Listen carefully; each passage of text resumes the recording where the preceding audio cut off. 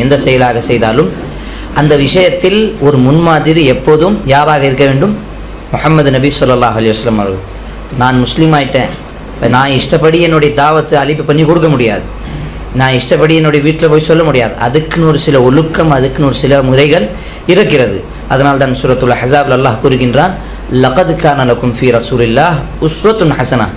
நிச்சயமாக அல்லாஹுடைய தூதர் நபிகள் நாயகம் ஸல்லல்லாஹு அலைஹி வஸல்லம் அவர்களுடைய வாழ்க்கையில் எல்லா விஷயங்களையும், இப்ராஹிம் அலைஹிஸ்ஸலாம் கூட ஒரு விஷயத்தில் அல்லாஹ் சுப்ஹானஹு வ தஆலா தடை செய்துதான். இந்த இப்ராஹிம் தன்னுடைய தந்தைக்கு சொல்லக்கூடிய அந்த வார்த்தை தவிர அவர்களுடைய எல்லா விஷயங்களும் உங்களுக்கு முன்மாதிரி. லகத் கான லகும் ஃபீ இப்ராஹிம் உஸ்வத்துன் ஹஸனா இல்லா, அந்த ஒரு வார்த்தை அல்லாஹ் தடை செய்கிறார். அந்த இப்ராஹிம் தன்னுடைய தந்தைக்கு சொல்லக்கூடிய அந்த வார்த்தை, உங்களுக்காக நான் பிரார்த்தனை செய்வேன், உங்களுக்காக நான் மன்னிப்பு கேட்பேன் என்று அந்த வார்த்தை அல்லாஹ் சுப்ஹானஹு வ தஆலா தடை செய்து அவர்கள் முன்மாதிரி தான். ஆனால் முழுமையாக ஒரு அழகிய முன்மாதிரி யார் என்று சொன்னால் அதுதான் அல்லாஹுடைய தூதர் முஹம்மது நபி ஸல்லல்லாஹு அலைஹி வஸல்லம்.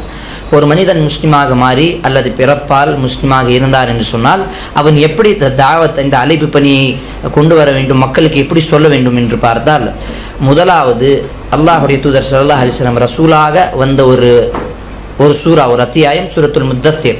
யா அய்யுல் முத்தஸ்ஸிர் கும் ஃபஅன்திர். நபியே, இந்த போர்வை அடைந்தவர்களே நீங்கள் ஏந்திரிங்க, ஏந்திரிங்க, ஃபஅன்திர், மக்களுக்கு பயமுத்துங்க, இந்த குர்ஆனை மக்களுக்கு சொல்லுங்க, அல்லாஹை பற்றி இந்த அச்சமுட்டி எச்சரிக்கை, அல்லாஹை பற்றி நன்மாரியம் சொல்லுங்க, இந்த சொர்க்கத்தை பற்றி நரகத்தை பற்றி மக்களுக்கு சொல்லுங்க. அப்போ முதல் அழைப்பு பண்ணி எதன் பக்கம் இருக்க வேண்டும்? கொள்கை பக்கம்தான் இருக்க வேண்டும், அல்லாஹை பற்றி இருக்க வேண்டும். அப்போ அந்த விஷயத்தில் அல்லாஹுடைய தூதர் முதலாவது அழைப்பு பண்ணி செய்யக்கூடிய ஒரு 7 பாயிண்ட் இருக்குது.